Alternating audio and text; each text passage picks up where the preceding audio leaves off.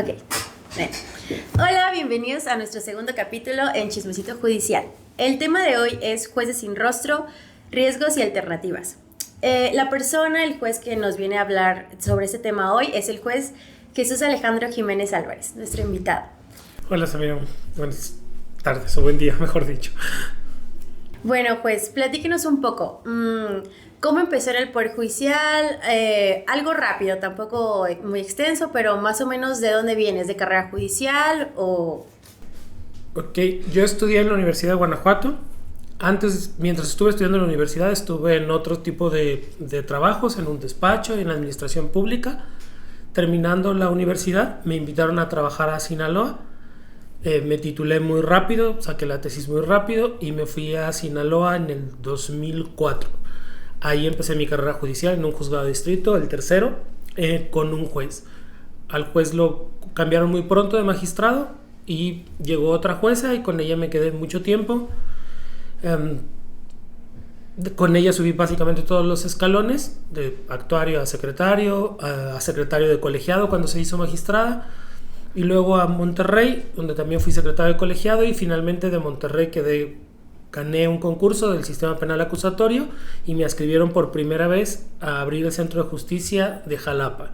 Y después de estar 3 años y medio en Jalapa, me mandaron para acá y ya tengo 5 años acá en Guanajuato. Wow, sí son muchos años ya en Guanajuato. Juez, entonces, ¿cuántos son sus años totales de juez hasta ahora? 8 años y medio. Muy bien. Bueno, el tema de hoy es sobre los jueces sin rostro, sobre los riesgos y las alternativas que podemos proponer tal vez para las leyes secundarias, etc. Entonces vamos adentrándonos en la materia. La reforma exactamente respecto de los jueces sin rostro no dice mucho, prácticamente es un párrafo muy pequeño que es también el tema de preocupación de muchas personas. El hecho de que diga tan poco da un margen muy grande a que las leyes secundarias sean tengan muchas medidas, pues podría decirse extremas o diversas. Entonces, bueno, ¿qué es lo que dice la reforma exactamente para las personas que nos estén escuchando? Tratándose de delincuencia organizada, el órgano de administración judicial podrá disponer las medidas necesarias para preservar la seguridad y resguardar la identidad de las personas juzgadoras, conforme al procedimiento que establezca la ley. Juez, la pregunta sería, ¿qué alcance podrían tener esas medidas necesarias para preservar la seguridad y resguardar la identidad de los jueces? Ok, ese resguardar la identidad que viene en la reforma constitucional que recién se acaba de aprobar es que las personas no van a saber quién es el juez de ningún sentido. Es decir, no lo van a conocer físicamente al juez, pero tampoco van a saber su nombre. Por eso se resguarda la identidad. El objetivo es evitar que los jueces estén sujetos al plata o plomo que se estima o se piensa por los legisladores que es común en los asuntos, y que de esa manera los jueces en estos asuntos delicados lo limitaron solo a delincuencia organizada, que son pues delitos naturalmente complejos o derecho penal de segundo orden. En estos asuntos se va a permitir que ocurra así y no tendremos manera de saber quién es ese juez, cómo resuelve, por qué resuelve de esa forma, o incluso impugnarlo o algo así. Esa medida de jueces sin rostro ya ha ocurrido en otros países o más bien, el término jueces sin rostro se refiere a esta no identificación. Para este país, en mi perspectiva, es un contrasentido en la propia reforma. Es decir, más allá de las conveniencias y de los criterios que ya existen al respecto sobre los jueces sin rostro, el tema es que ellos mismos proponen jueces que van a ser votados, es decir, la ciudadanía va a decidir qué jueces son, y estos jueces que van a llevar estos asuntos más importantes, más riesgosos, no van a ser identificados si hicieron bien su trabajo o no, porque nadie de afuera, la gente electora, va a saber si ese juez cumplió o no con su cometido, incluso para uno u otro sentido. Es decir, no vamos a saber si ese juez liberó a una persona que debió haber quedado en prisión o al revés, dejó en prisión a alguien que debió haber liberado. Y la ciudadanía no va a tener posibilidad de juzgar, bueno, esta audiencia que yo verifiqué no corresponde a un juez. Las medidas, como usted refiere, no son especificadas en la Constitución. Yo creo que de hecho eso está bien. En la Constitución no tendrían que venir un nivel de especificidad como el que viene para los demás temas. Debe quedar en la legislación secundaria. El problema de esas medidas es todo lo que tendría que hacerse para actualizar o generar las dinámicas para proteger realmente a los jueces y que no fueran identificados. Por ejemplo, yo estoy aquí en Guanajuato. En Guanajuato es una ciudad muy chiquita. Somos 8 jueces penales federales. De esos jueces penales federales, ¿qué medidas tendrían que implementar para que yo resolviera un asunto sin rostro? Es decir, más allá de que si yo me pongo una máscara del santo o de Blue Demon y así las personas cuando vayan a votar votan por el juez, el santo o Blue Demon, o la otra dinámica en la que se pueda respetar o hacer compatible con su otro tema es cómo le van a hacer materialmente para que yo ingrese al centro de justicia, aquí con las particularidades que tiene Guanajuato, para que las personas no me identifiquen. Es una sola entrada que dirige un pasillo que dirige al fondo donde están los demás edificios. El centro de justicia se encuentra antes. ¿Cómo no sería posible que estuvieran personas al pendiente de quienes ingresamos? Y dada la cantidad de audiencias o de asuntos, de hecho sería deducible.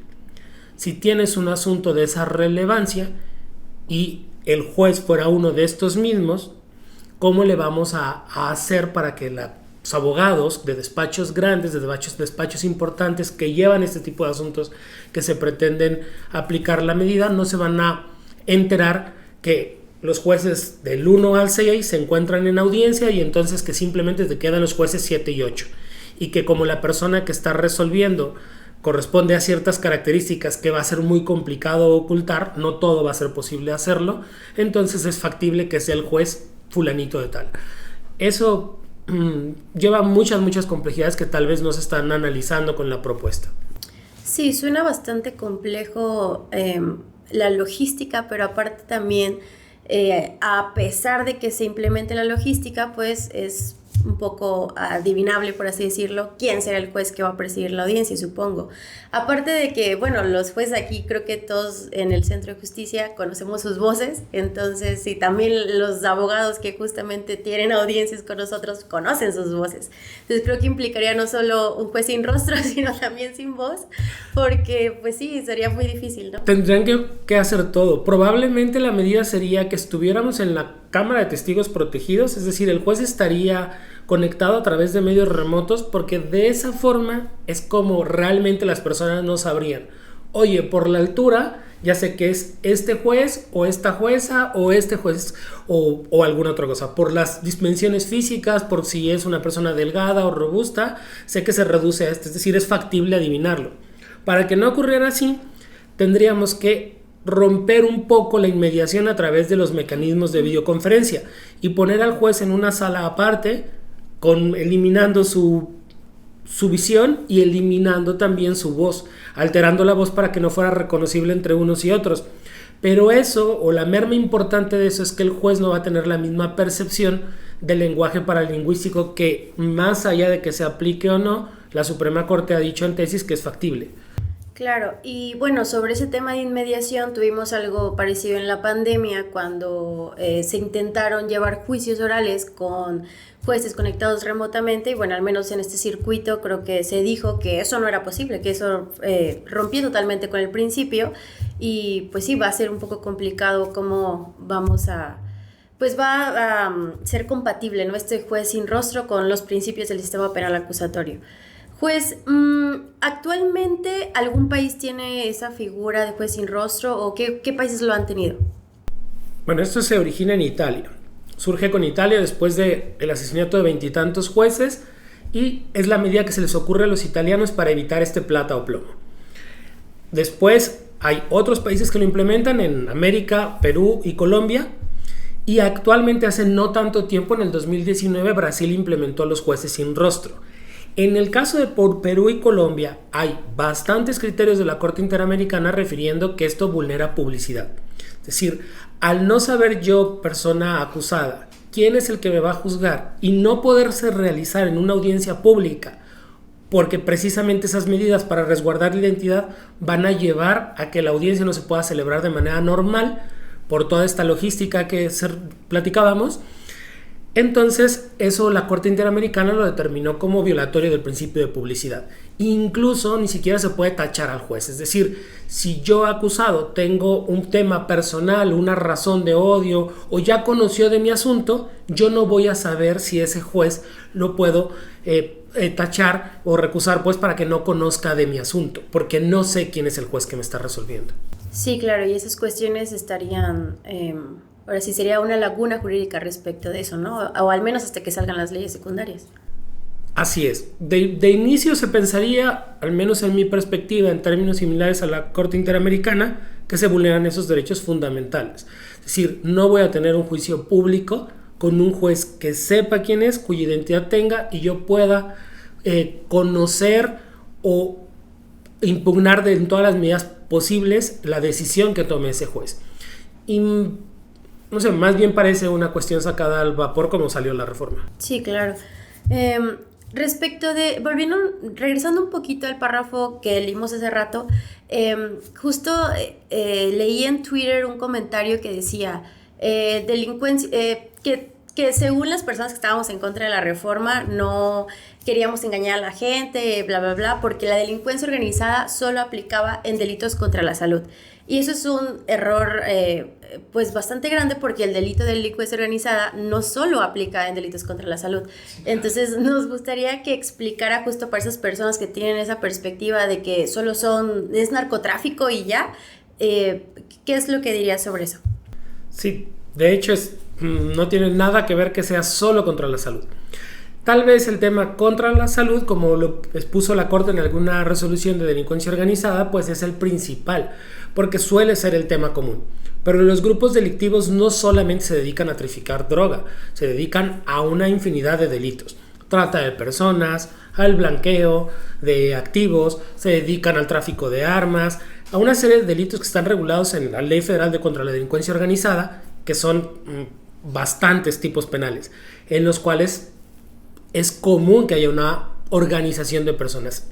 Sí entiendo que al ser el principal ilícito el de contra la salud, o derivar de ahí el conocimiento popular de a qué se dedican los cárteles, se piense en tal situación, pero no es el único ilícito. De hecho, es muy común ya a nivel de delincuencia organizada ver más bien muchos otros delitos. Bueno, pues y pasando a otro tema importante, la reforma a la Guardia Nacional.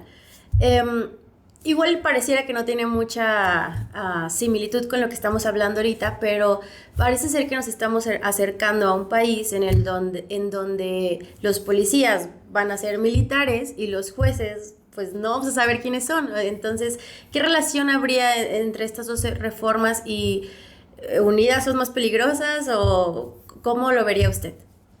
Yo creo que sobre eso, de hecho no lo había reflexionado mucho, pero ahora, es decir, la reforma sí, pero no la unión de un punto con otro. Pero ahora que lo estás mencionando, es un camino sumamente peligroso. ¿En qué sentido? Las únicas personas que van a saber quién es ese juez sin rostro son precisamente las personas de adentro. Y esas personas de adentro incluyen a la Guardia Nacional.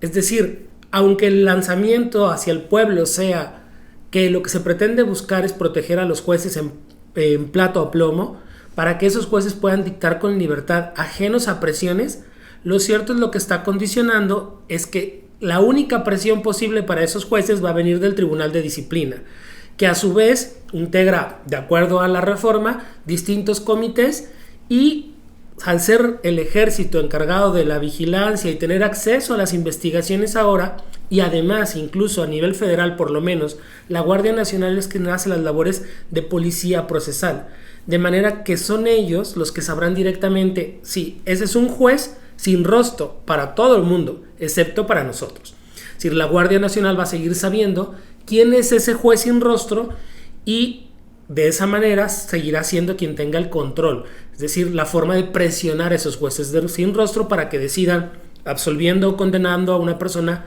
de acuerdo al interés. El mismo motivo oculto del Tribunal de Disciplina, aunque no sé si eso lo puedo decir. Sí, claro. Este tema definitivamente tiene que verse en las leyes secundarias, o sea, no es algo que podamos dejar al vapor, es sumamente importante, aunque ahorita en la ciudadanía no crea que la seguridad de los jueces sea importante, pero en realidad sí lo es, porque al final ustedes son los que toman las decisiones, ¿no? Y adentrándonos un poquito más al tema, bueno, ya vimos los riesgos, creo que ya quedó claro que esto es, si no se hace bien, esperemos que algo pase y por alguna razón se regrese todo, pero si pasa así como está, ya vimos que los riesgos son altos y no se llegan a hacer bien las leyes secundarias.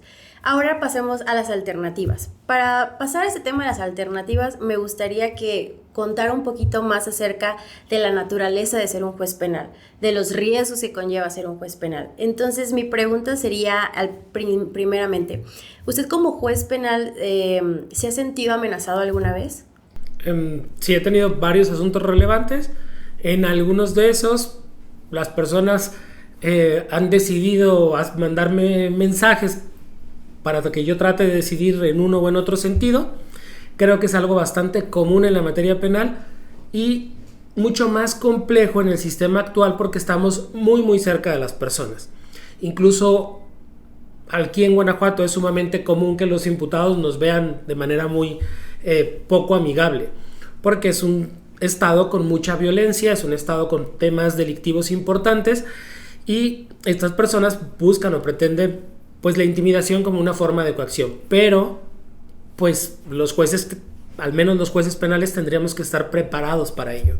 Es decir, ¿cree que este tipo de amenazas que hay hacia su persona es algo que cuando tú decides, bueno, en el caso cuando decidíamos llegar a hacer este examen de oposición para ser juez penal, tendría que ser algo que ya tú tendrías que saber que te puede pasar, o sea, saber que está en peligro puede ser tu familia, y decidir que aún así lo que haces es más grande que eso, o sea, que tu integridad propia.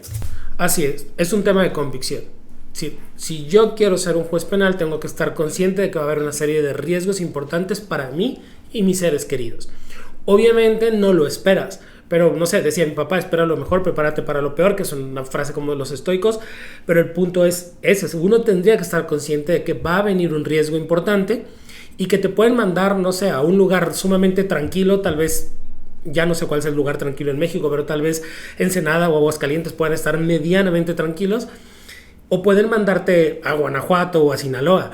Entonces uno tendría que estar consciente de que puede estar en uno o en otro o en cualquier lugar y afrontar eso. Tenía algún escolta que decía, y alguna vez lo he referido, al que no le gusta el calor, que no se mete en la cocina. Y yo creo que los jueces penales tendríamos que ser muy conscientes de eso. Es decir, si estamos dispuestos por una convicción, por una idea más grande que nosotros mismos, que es este país, a arriesgarnos de esa forma. Bueno, pues ojito ahí para los que se quieran andar eligiendo de jueces penales, no es tan fácil y su seguridad está latente todos los días, así que piénsenlo bien. Bueno, y siguiendo con este tema, pues ya nos dijo prácticamente que es un riesgo ser juez federal en materia penal. Y conociendo la lógica nos indicaría que usted, sabiendo que es un riesgo ser juez penal, diría, bueno, esta reforma me ayuda porque pues los delincuentes, por así decirlo, no me van a conocer, no van a saber mi rostro, no van a oír mi voz. Debería ayudarlo en teoría a sentirse más tranquilo, pero ¿es así o no es así? No creo que sea así. Uno, el hecho de que me ponga en riesgo o no significa que me dé derecho o motivo para vulnerar derechos fundamentales de las personas.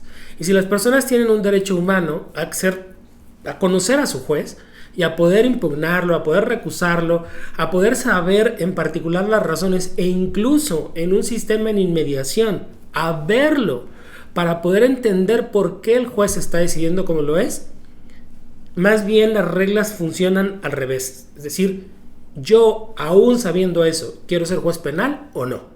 Y no trasladarle la carga a los imputados. ¿Cuáles son los motivos? Pues bueno, los otros mecanismos que establece el Consejo, es decir, asignación de medidas de seguridad, análisis de riesgo. Actualmente se han tomado tal vez medidas complejas en el sentido de que antes, cuando yo era secretario, cuando yo estaba, por ejemplo, o era actuario, era fácil saber que los asuntos de relevancia penal importante iban a estar en Almoloya o en Puente Grande. Un lugar de afluencia, por ejemplo, era en Sinaloa. A mí me tocó ser actuario cuando mataron al hijo de Vicente Carrillo y el asunto lo conoció mi jueza. Pero tan pronto dictó auto de formal prisión, nos declaramos incompetentes y mandamos a las personas a Puente Grande. En esos lugares se concentraban los asuntos importantes. Eso le permitía al Consejo asignar medidas de seguridad a menos personas. Solamente los titulares eran quienes tenían esas medidas de seguridad. Ahora, como ha venido el cierre masivo de estos penales, pues ha complicado y ha hecho que la Fiscalía busque otros estados como Guanajuato, Oaxaca, Hermosillo, Tepic, Nayarit, para poder llevar estos asuntos que antes eran clásicamente en Almoloya o en Puente Grande, Jalisco. Ok, juez. Y bueno, ahora me gustaría que nos dijera, usted en su experiencia, como pues ya nos ha contado si ha tenido casos relevantes y pues sí está familiarizado con esto de la seguridad que deben tener los jueces. ¿Cuáles serían las medidas o las alternativas a esta reforma? Es decir, como tal, el párrafo no dice juez sin rostro, pero ¿qué medidas podrían ser suficientes para no llegar a que los jueces no tuvieran una máscara, como dijo, pero sí pudiera resguardarse su identidad de una manera factible, pero o simplemente no hay forma de que se compagine esto con la realidad? Que se compagine con derechos humanos no es posible. Es decir, en una visión de derechos humanos, en un avance de la técnica jurídica, no podemos tener jueces sin rostro. ¿Qué es lo que tenemos que tener alternativa? Buscar otras opciones. Ahorita tal vez platiques. Primero, tendremos que tener una realidad objetiva. En relación con este tema, leía, por ejemplo, una nota cuando empezó precisamente la idea de agregar la figura de los jueces sin rostro, y decía Monreal que dentro de las razones estaban los asesinatos de los jueces federales, Bermúdez y Uriel, y el asesinato del juez de Zacatecas. Pero es nuevamente mentirle a la ciudadanía. El homicidio del juez Vicente, quien era un compañero mío en la universidad, iba algunos grados arriba de mí en la propia Universidad de Guanajuato, no tiene que ver con un tema de delincuencia, cómo están en las carpetas de investigación y cómo está realizado en el asunto, cómo se encuentra ahora. Una persona de ese calibre tendría que saber que es así. En el caso de Uriel sí tiene que ver con la delincuencia. En el caso del juez del Fuero Común de Zacatecas también tiene que ver. Pero sí se usa mucho el amarillismo o el manejo de la información para darle mayor cabida. Pero habría que prever que al final hay otros mecanismos. Uno está en las medidas de seguridad. Hay la posibilidad de que a los jueces se les asignen, pero no en ese doble manejo. Es decir, yo por una parte, yo legislador me refiero, sanciono o limito el presupuesto del Consejo de la Judicatura Federal, del Poder Judicial de la Federación, para que no puedan tener medidas de seguridad o no puedan gastarse. Los exhibo como personas fanfarronas, como personas que traen escoltas y realizan acciones indebidas, o al menos así se lo manejo hacia el pueblo, y luego por el otro lado digo, tengo que tener jueces sin rostro. Bueno, entonces estás a favor o en contra de la labor que hacen los jueces penales. Digo que gastan millonadas en sus vehículos blindados cuando hay notas al respecto, no lo voy a mencionar ahora, pero hay notas al respecto del tipo de vehículos que tenemos sobre medidas de seguridad y los alcances o las características de esto. Es decir, básicamente estás presionando por un lado y por el otro para lograr tu medida. ¿Por qué? Porque como usted lo refería, eso me va a llevar a que los únicos que sepan quién lleva el asunto es la Guardia Nacional. Y entonces se va a acabar el plato a plomo del resto del mundo. Pero el plato a plomo, bueno, te corro o te ceso o resuelves como yo diga, lo va a seguir teniendo el Tribunal de Disciplina. Entonces, bueno, hacia allá van las razones reales. Los escoltas funcionan. Si son funcionales, si se capacitan, si se tienen medidas de seguridad, escoltas, prendas blindadas, vehículos blindados, asignados de manera estratégica, funcionan, deben funcionar. No van a inhibir que una persona esté lo más protegida que esté, tenga o no un atentado, como le ocurrió a Harfuch, por ejemplo, por el CJNG, o así lo atribuyeron, a pesar de que tenía todas estas medidas de seguridad. Pero sí complica la labor de estas personas. Si en estos 3 ejemplos que manejó Monreal hubiesen tenido medidas de seguridad, prenda blindada, un vehículo blindado, escoltas, estos 3 homicidios no hubieran ocurrido, por las razones que fueran, unas u otras. Entonces, sí es un buen mecanismo. También a las personas que sustentaron esto, que quisieron hacer la reforma, pues se olvidan un poco de cómo funciona el sistema penal acusatorio. Para mí, el mecanismo primario, al menos en etapas inicial y la intermedia, sería simplemente que el juez tiene que saber los riesgos y la asignación de medidas. Pero se mitiga porque el 350 del Código Nacional elimina que sea ese juez quien va a conocer del juicio. Entonces hay 2 momentos muy claves de riesgo para los titulares. Uno, al principio, la vinculación a proceso y la aplicación o no de medidas cautelares, y eso lo ve el juez de control, el primero que conoce el asunto, y luego en el juicio. Y el del juicio lo podemos mitigar o reducir con una terna de jueces. Si en vez de que exista los jueces con rostro, se asignan jueces adicionales, por ejemplo, acá en el caso de Guanajuato, a mí me asignan un asunto para resolverlo en juicio, en vez de que sea yo quien decida solo si voy a condenarlos o no por delincuencia organizada, con el aumento de penas y todo el demás riesgo, acuden compañeros de otros estados a auxiliarme, a llevar el asunto, y yo funjo como presidente, de manera que eso implica que ellos básicamente son los que van a estar más atentos de las reacciones, de los dichos y tomar la decisión. Y entre los 3 se toma una decisión, le complicamos a la delincuencia la labor. ¿Por qué? Porque ya no solamente tendrían que ir contra un juez, sino contra los 3.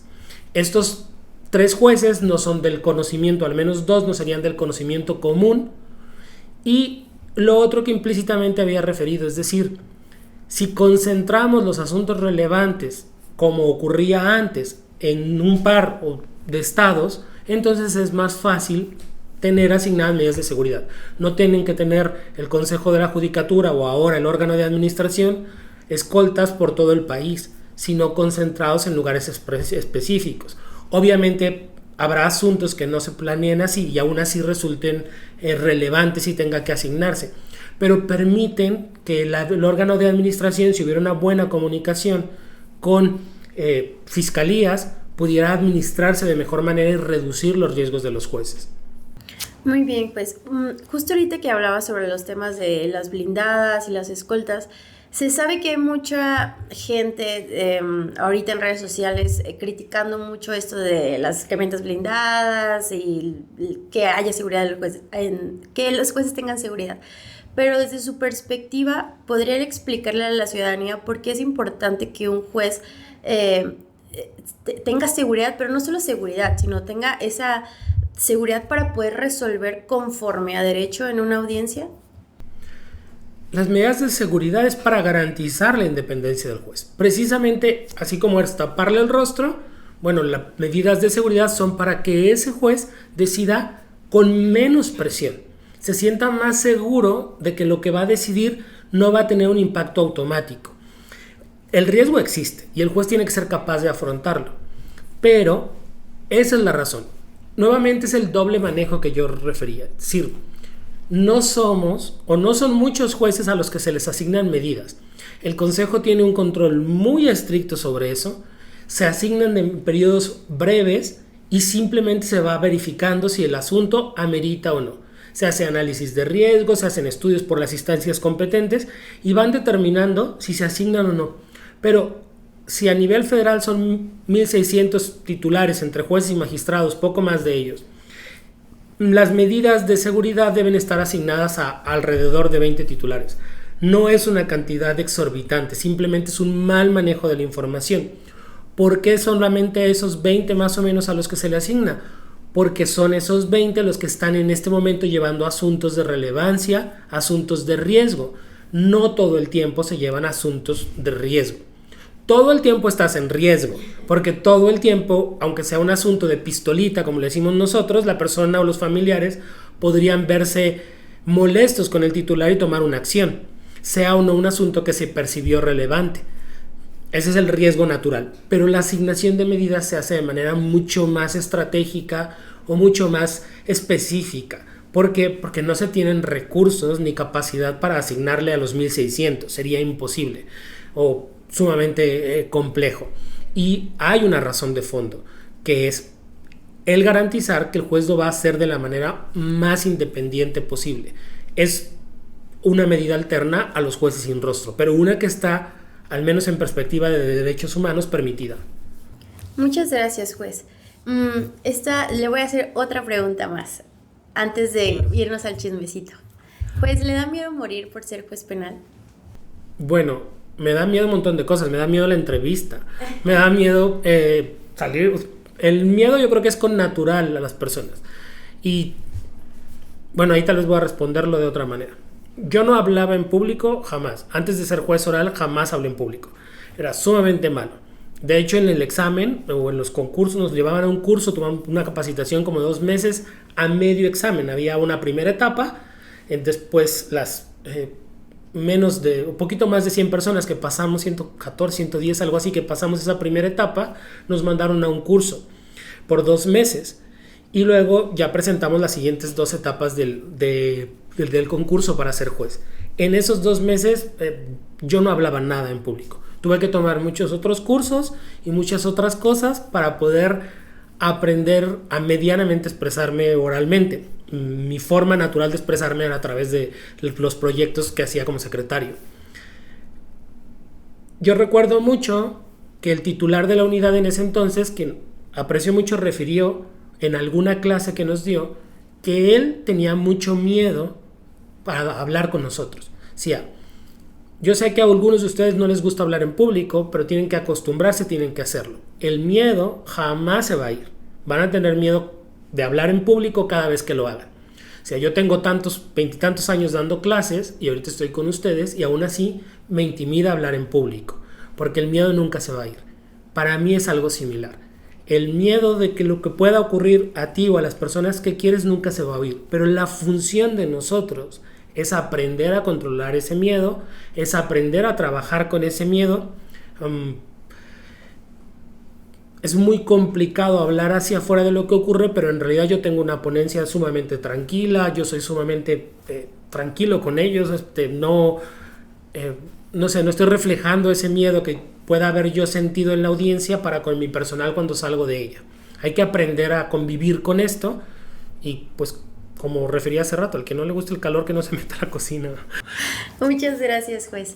Bueno, ahora sí, antes de irnos, para la dinámica del podcast nos tiene que contar un chismecito. Okay. Judicial, jurídico, cabe destacar. Legal. Ok, me sé demasiados chismecitos, pero voy a contar uno tal vez que no sea tan problemático. Y tal vez sea acorde para el nivel de exigencia del Poder Judicial. Hace algunos años, cuando yo era secretario, una vez me mandó llamar mi magistrado y estaba muy, muy enojado. Y empezó a referirme, no es posible, estás concursando para juez, tú ya quieres ser titular y me entregas un proyecto de estas características, ¿cómo es posible que hayas hecho esto? Usó su frase que usaba siempre, que es aquí no vendemos chicles, que la usaba en el sentido de que aquí no son cualquier cosa, siempre todo el tiempo decía aquí no vendemos chicles. Estaba muy muy molesto.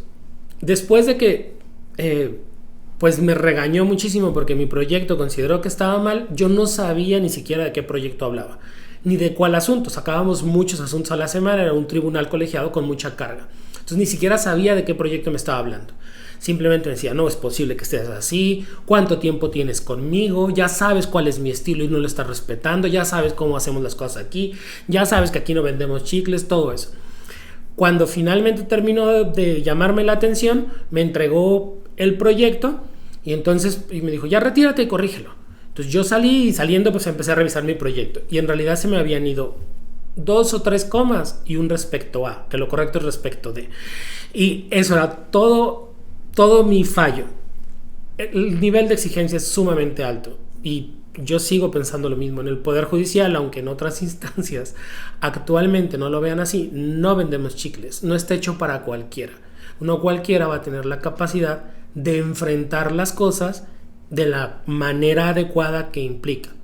O, bueno, ya igual iban a ser dos chismecitos, pero, por ejemplo, he tenido varias amenazas, pero yo estoy muy orgulloso, eso lo digo en clase, así es que tal vez no queda problema, de que a la fecha jamás me han abierto un portafolio con dinero, jamás me ha tocado que me traigan un coche, que me realicen una transferencia, no. Van directo a la amenaza. Entonces yo me siento muy orgulloso porque sé que afuera saben que tienen que pasar directo a la amenaza, ya ni siquiera se saltan el plata, porque eso es obviamente no. Aún así, a todas esas personas que me han amenazado, pues están y siguen en prisión. No sé, no es un tema que sea relevante para mí para decidir, pero eso se hace o se aprende, pues en mi perspectiva, con una carrera judicial y con una estructura o una ética personal fuerte, que no va a venir por un mecanismo como el que se propone ahora. Muchas gracias, juez. Bueno, eso sería todo por hoy. Y nos despedimos de ustedes. Denle like al video, síganos en nuestras redes sociales y muchas gracias por el recibimiento que tuvo el video pasado. Escríbanos qué otro tema les gustaría que habláramos, con qué otro titular, a ver si en otros estados, no sé, igual y no se puede, pero pues quién sabe. Igual y ustedes escríbanos y díganos. Muchas gracias, hasta luego.